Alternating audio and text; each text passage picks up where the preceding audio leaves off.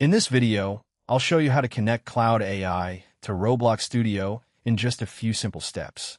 Once your project loads, click the AI Assistant icon in the top right corner. When the panel opens, click the three-dot menu and select Manage MCP Servers. Next, find the Setup Instructions section, expand it, and click Copy JSON Configuration File. This copies the configuration you'll need in the next step. Now open Cloud Code. Click the menu icon in the top left corner, choose File, then Open Settings.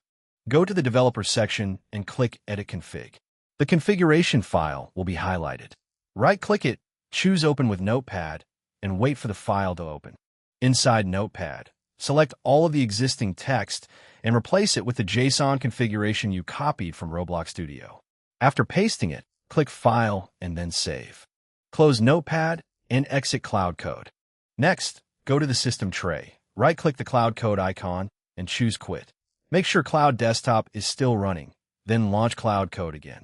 Once it opens, type Connect to Roblox Studio and send a request.